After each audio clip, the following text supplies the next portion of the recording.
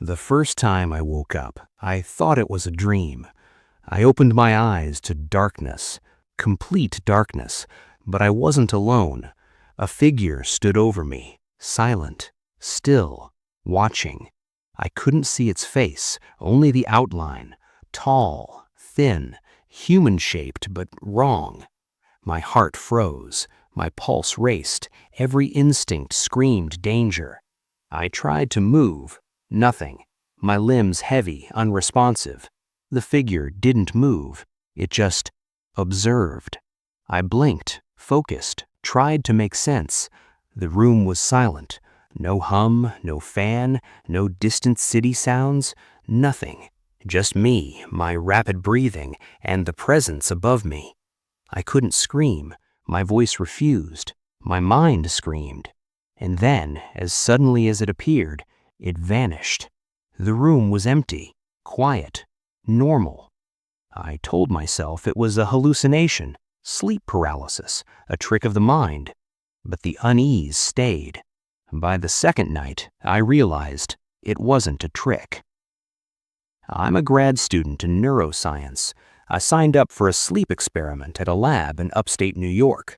Isolation, monitoring, sleep deprivation, sensory tests. Standard procedures, or so I thought. The lab was a small, cold building at the edge of the campus. Narrow hallways, sterile white walls, fluorescent lights that flickered occasionally. Rooms lined with heavy curtains and monitors. One hallway smelled faintly of antiseptic, another of damp carpet. My daily routine was predictable.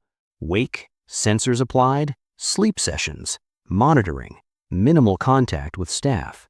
Just me, the bed, the room, and the machines. At first, it was quiet, too quiet. The rooms were soundproofed to eliminate outside noise.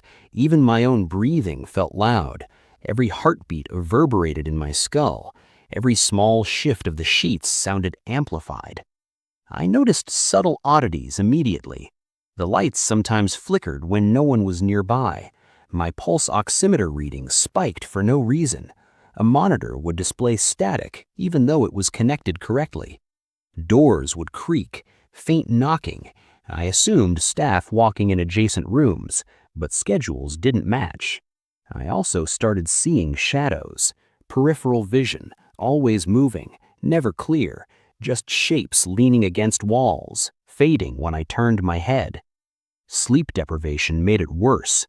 My body felt weak, my mind jittery, but the feeling of being watched didn't fade, it intensified. I began journaling everything. Times, noises, shadows, sensations. My notes became increasingly erratic. I began hearing whispers, indistinct, so faint that I could convince myself they weren't real. The first night, nothing approached me, but the presence was palpable, heavy, patient, waiting. I didn't know then that by night 2, it would be standing over me. The second night began with subtle changes. I lay on the bed, sensors attached, monitors humming softly. The room was dark, silent, almost too silent. And then I heard it, a faint scratching, soft, deliberate, from the corner near the ceiling. I froze. My pulse spiked, heart pounding in my ears. I tried to rationalize. Air vent? Equipment? Staff? Nothing fit. The sound stopped when I turned toward it, started again when I looked away. Then came the whispers, barely audible, indistinct words, my name repeated once or twice. I convinced myself it was my imagination. Sleep deprivation makes the brain hallucinate, right? Objects began moving slightly. A pen on the nightstand rolled when I didn't touch it. The curtain fluttered in still air. Shadows shifted, leaning where no one was. My breathing grew shallow. I kept my eyes on the ceiling and walls. Shapes moved there too, just in the periphery. Slender, leaning, watching. I couldn't see faces, only the sense of attention. I tried grounding techniques, deep breaths, counting, talking aloud, but the feeling of being observed remained. It pressed on my chest, heavy, intense, unnatural. Then I felt a draft, cold, not from the vent. Something brushed the back of my neck, just a whisper of air, not enough to be real, yet it was. I shivered, my muscles tensed, my heartbeat thundered. I couldn't shake the sensation that something was in the room with me, patient, waiting. I stared at the monitors, heart rate, breathing, EEG readings, all normal, yet I could feel it.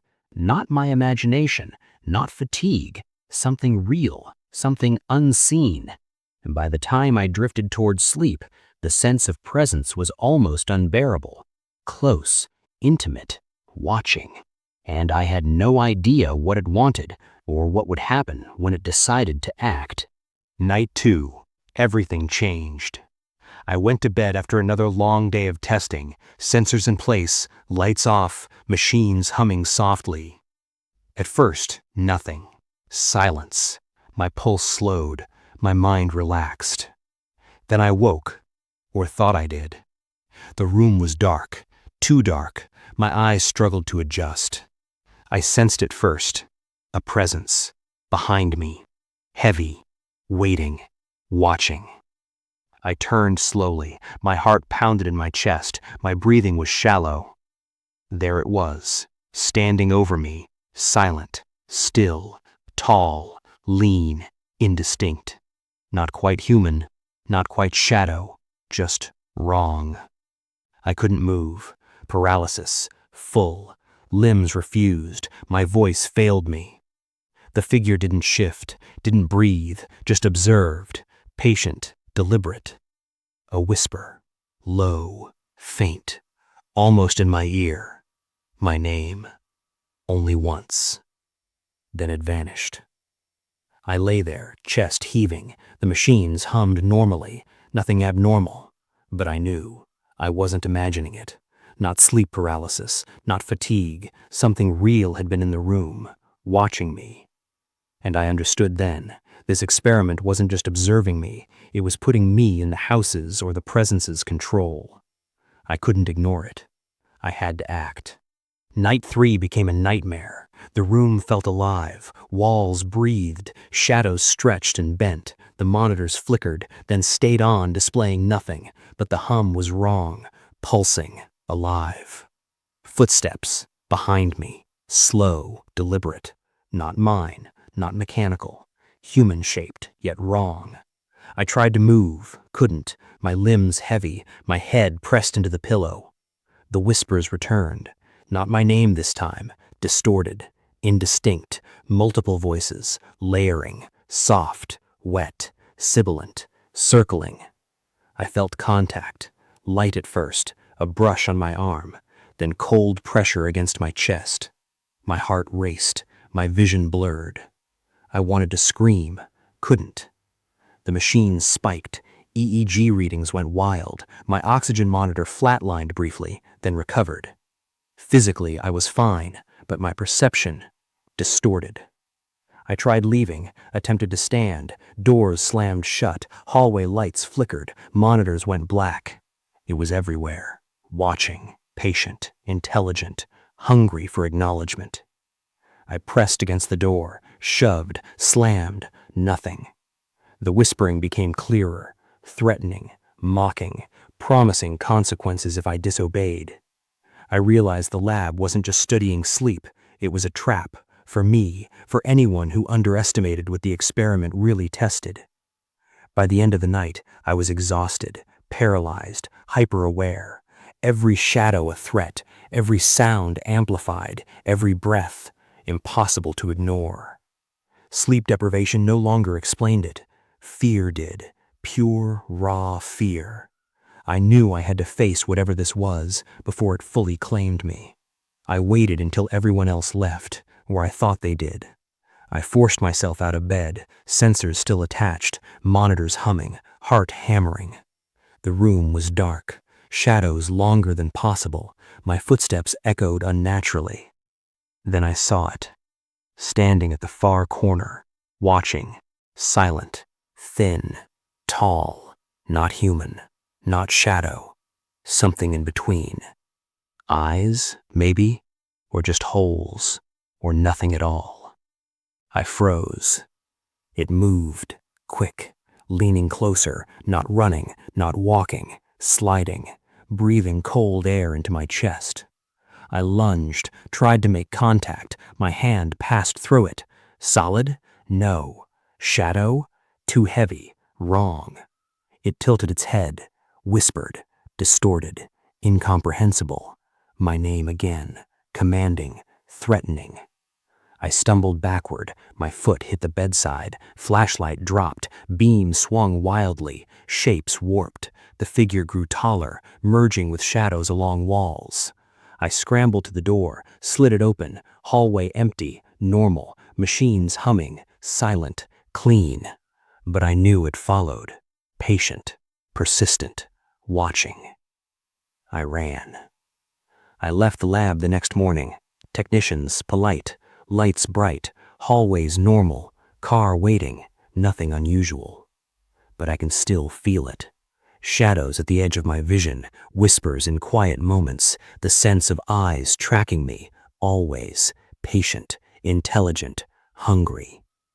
I survived, but I am not safe, not really. Some experiments shouldn't exist, some places shouldn't be entered, some presences shouldn't be awakened. If you were trapped in this place, would you survive? And if you want more true feeling horror stories, like and subscribe, but don't get too comfortable.